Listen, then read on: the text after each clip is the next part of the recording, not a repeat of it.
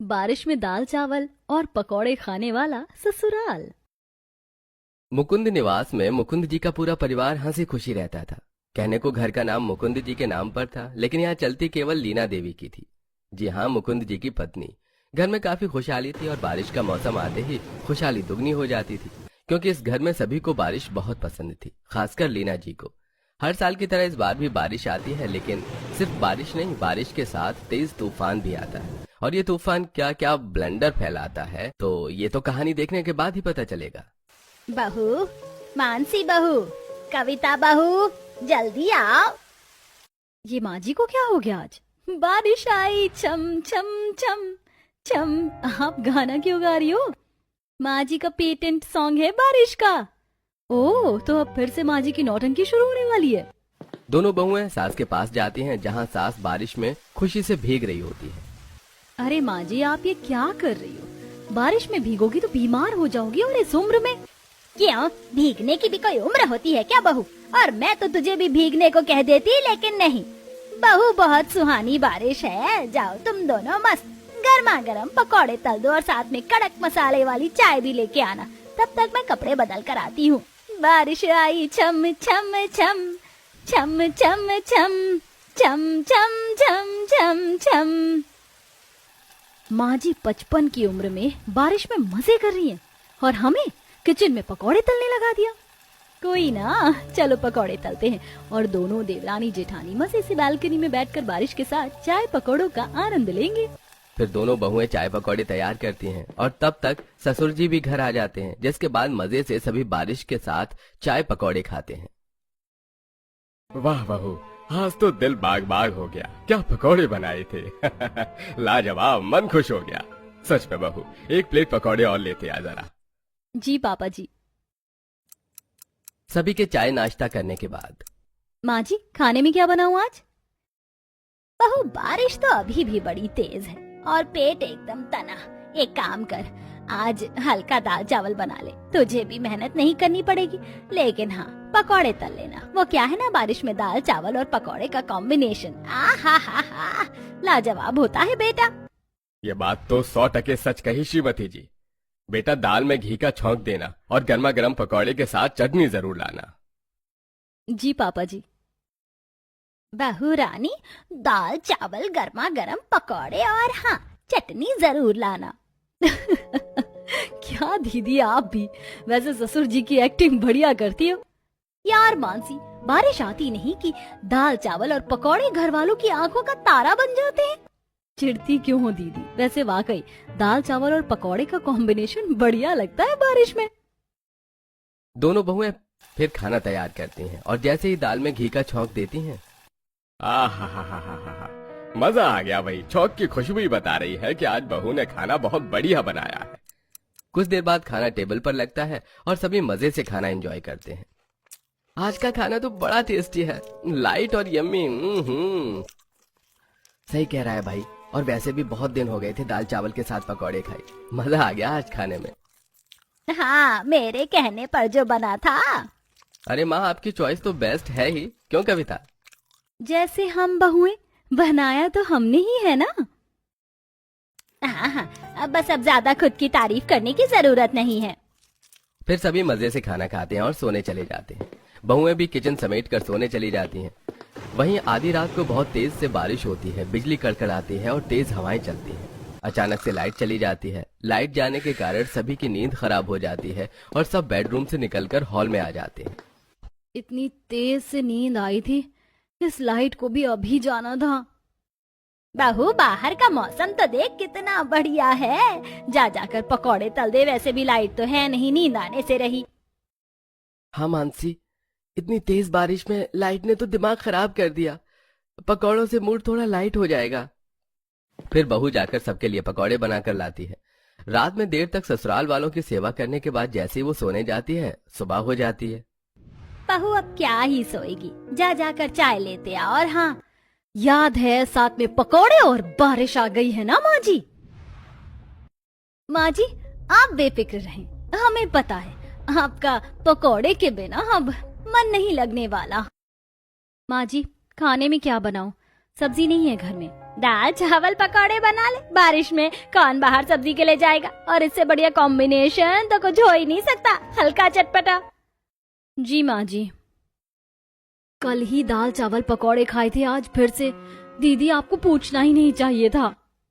और फिर क्या, फिर से बहुएं बनाने लगती हैं दाल चावल पकौड़े, और ऐसे ही एक हफ्ता बीत जाता है।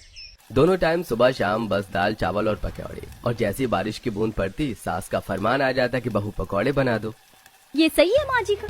जिस पकौड़े को गर्मी में ये अनहेल्दी कहती हैं, बारिश में उसे दाल चावल के साथ हेल्दी डाइट बताकर खाती हैं और जबरन खिलाती हैं। घर में तलते पकौड़ों की खुशबू मोहल्ले की आंटियों तक पहुंच गई थी, और सारी आंटियां, सारी पड़ोसनें लीना के घर आती हैं। अरे आओ आओ बहनों, आज सभी एक साथ। अब लीना तुम अकेले अकेले बरसात का मजा लो, ये सही है क्या? कभी हमको भी याद कर लिया करो। तुम सब तो मेरे परिवार हो। अच्छा रुको, मैं चाय नाश्ता मंगवाती हूँ। बहू, पकौड़े तल ही रही है तो थोड़े ज्यादा तलना, पड़ोसन काकी आई है तेरी। दीदी ये क्या सासू माँ कम थी क्या, जो मोहल्ले की 4 औरतों को बटोर लाई? मन तो करता पकौड़े में थोड़ा सा जमाल गोटा दे दूं इनको। बहुएं चाय नाश्ता लेकर जाती हैं, और सारी पड़ोसनें अपनी अपनी बहुओं की बुराई करते हुए मजे से नाश्ता करती हैं। बहुओं की बुराई के साथ या हरी चटनी के साथ गर्मा गर्म पकौड़े और बाहर की बारिश, आहा हा, क्या मजा आ गया भाई। अच्छा लगा बहनों तुम लोग आई। कोई बात नहीं, कल फिर आ जाएंगे। सारी पड़ोसनें चाय नाश्ता करके चली जाती हैं। अब इनका रोज का हो गया था, रोजाना जो 4 घंटे बैठती हैं और चाय पकौड़े का लुत्फ उठाती। बेचारी दोनों बहुएं बहुत परेशान हो जाती हैं। जी पिछले 1 महीने से हम कंटिन्यू दाल चावल और पकौड़े खाकर ऊब गए, और पता ऊपर से वो मोहल्ले की आंटी ने नाक में अलग दम कर रखा है। क्यों, उन्होंने क्या किया? उन्होंने क्या नहीं किया है ये पूछो। 2 हफ्ते से कंटिन्यू घर में आके बैठ जाती है और माँ जी पकौड़े पर पकौड़े बनवाती है। देखो, ऑफिस की अलग टेंशन रहती है, तुम घर के फालतू की बात का बतंगड़ बनाकर मुझे परेशान मत किया करो, और न खुद परेशान हुआ करो। वहीं जेठानी भी पति से सेम शिकायत करती है। बीवी साहिबा, आप चाहती हैं कि इतनी छोटी सी बात के लिए मैं माँ से बगावत करूं? नहीं, लेकिन ऐसा कुछ तो कर ही सकते हो कि हमें डेली डेली किचन में सारा दिन पकौड़े ना तलना पड़े। अरे ऑफिस की थकान कम है क्या कि अब घर पर भी हम दिमाग लगाएं? देखो, घर तुम लोग संभालो और तुम देखो अपना सब कुछ, मुझे सोने दो। और राहुल मुंह फेर कर सो जाता है। दोनों देवरानी जेठानी का हाल और बेहाल हो जाता है। एक तो पति से उम्मीद थी, उन्होंने भी हाथ उठा दिया। वहीं अगले दिन, मानसी, महीने भर से हम रोज पकौड़े तल रहे हैं, हमारी हालत काम वाली बाई जैसी हो गई है। घर अलग गंदा पड़ा है, आज घर की सफाई करते हैं, पकौड़ों से बाद में निपटेंगे। ठीक है दीदी। दोनों बहुएं घर की साफ सफाई करने लगती हैं कि फिर से घर में पड़ोसनों की एंट्री होती है। लो, आ गई फिर से चुगली गैंग। कुछ कहा बहू तुमने? नहीं, मैं तो आप लोगों का ही वेट कर रही थी। जिसके बाद बहू जोर जोर से डस्टिंग करने लगती है, जिससे घर में धूल की महक से सबको खांसी आने लगती है। लगता है बहू को हमारा यहाँ आना पसंद नहीं। आज पूरे घर में कबाड़ा कर रखा है, ऊपर से इतनी धूल करती है कि सांस नहीं लिया जा रहा। ऐसा नहीं है, घर काफी गंदा था ना, इसीलिए तुम बैठो, अभी सब साफ हो जाएगा। फिर सास बहुओं को चाय नाश्ता लाने के लिए कहती है। आज तो ऐसा पकौड़ा खिलाऊंगी आंटियों को, ये जन्म भर याद रखेंगी। आज आंटी जी, मैंने आप सबके लिए स्पेशली मिर्ची के पकौड़े बनाए हैं। वो बारिश में जो मिर्ची आती है ना, वही ना, वो तो काफी महंगी है अभी। लीना बहन हमारे खाने में थोड़ी ना कंजूसी करेगी। और सभी मिर्ची के पकौड़े के नाम से ही खुश हो जाती हैं। लेकिन जैसे ही सारी औरतें पकौड़ा खाती हैं, इनकी तो सिट्टी पिट्टी गुल हो जाती है। लाल लौंग मिर्च के तीखेपन से चुंगलखोर आंटियों का बुरा हाल हो जाता है। आंखें लाल, कान से धुआं और पानी पानी चिल्लाते हुए अपने घर भाग जाती हैं। बहू, ये क्या किया तूने? रोज रोज क्या इनका यहाँ आके हुक्म चलाना अच्छा लगता है?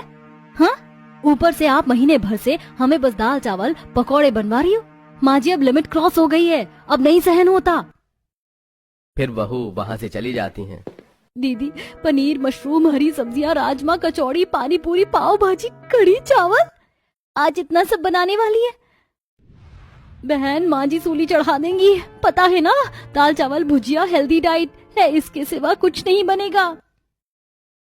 नहीं दीदी, ये कह रही हूँ कि ये सब देखे जमाना बीत गया। अब एक और दिन अगर दाल चावल और पकौड़े खाए तो मेरी तो जान ही निकल जाएगी।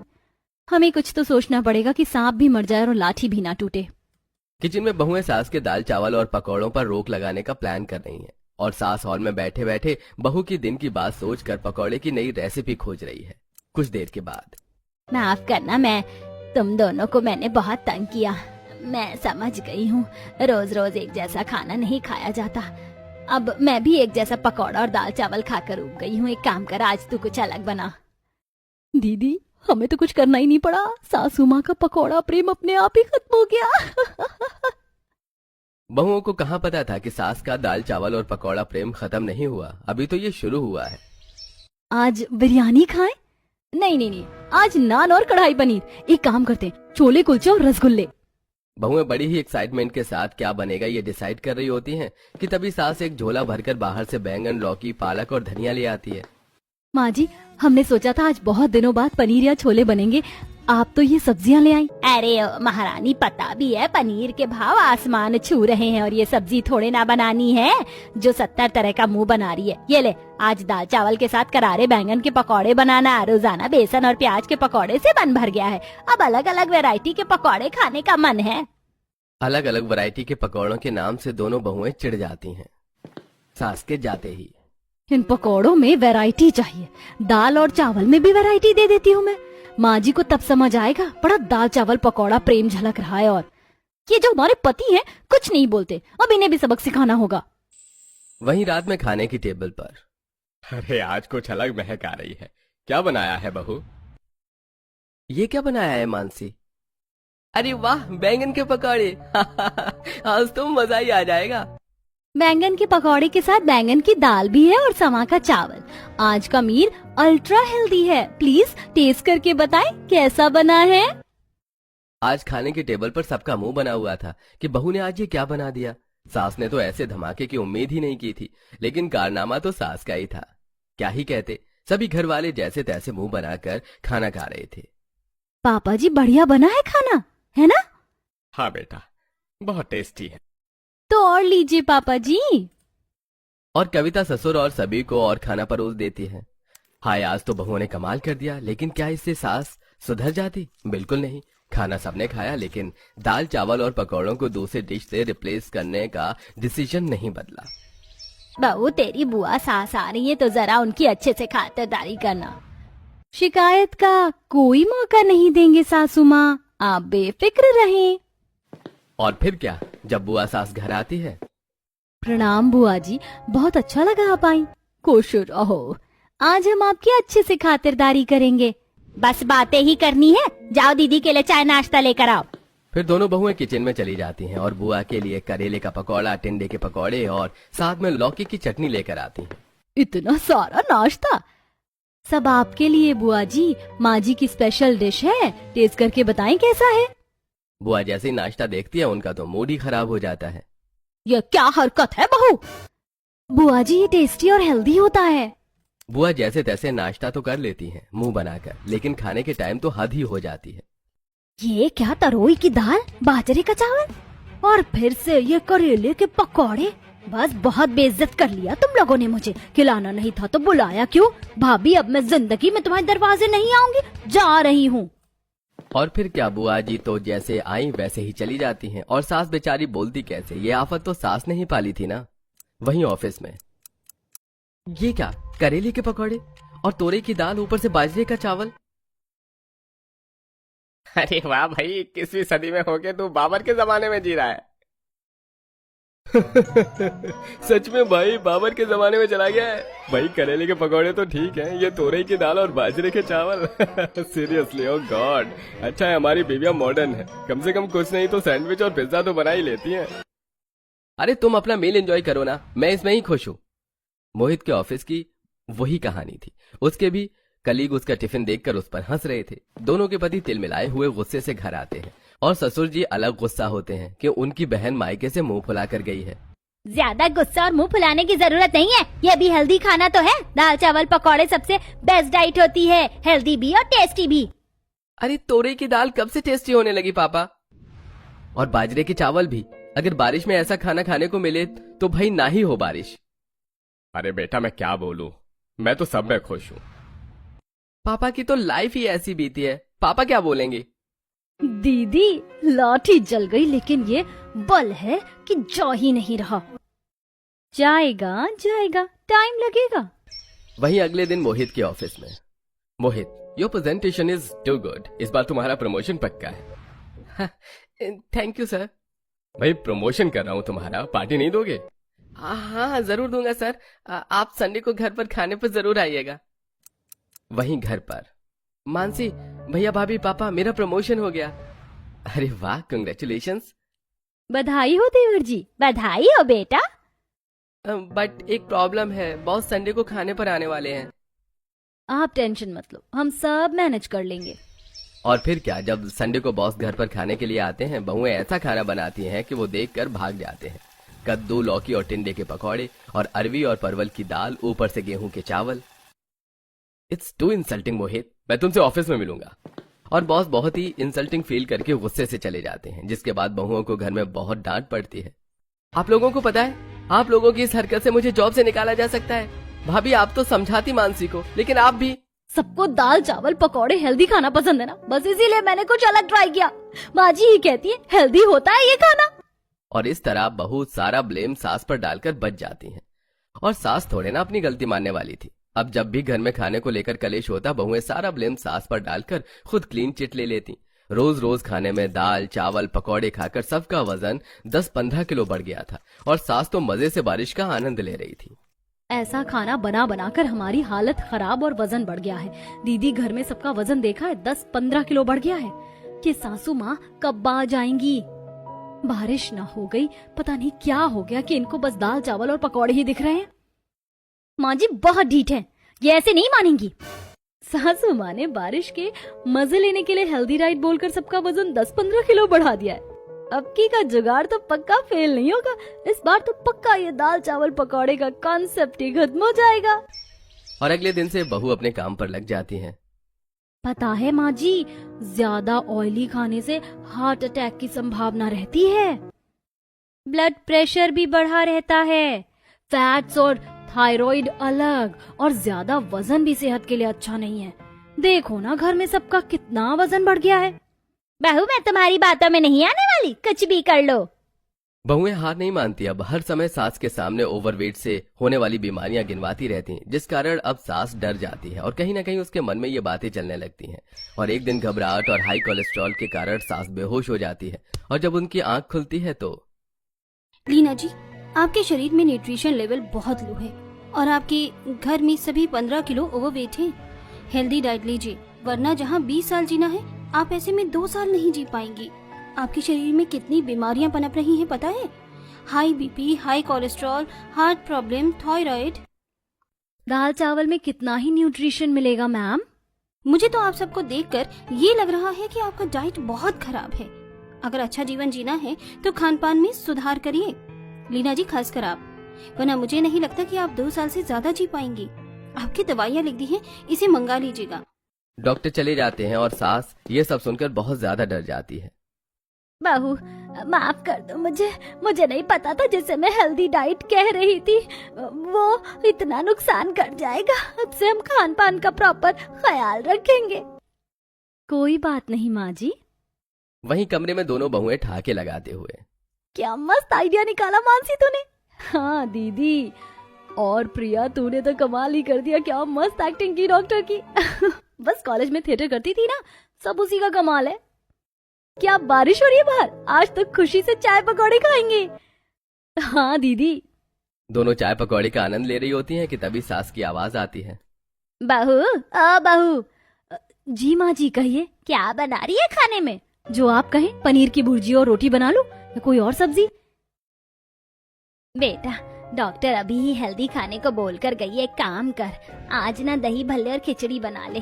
बारिश भी हो रही है और बारिश में दही भल्ले खाकर मजा आ जाएगा। ये सुनकर दोनों बहुएं सिर पर हाथ रख लेती हैं। सासू माँ नहीं सुधरेंगी। अब सभी ससुराल वाले रोज रोज अलग अलग खाना खाया करते थे।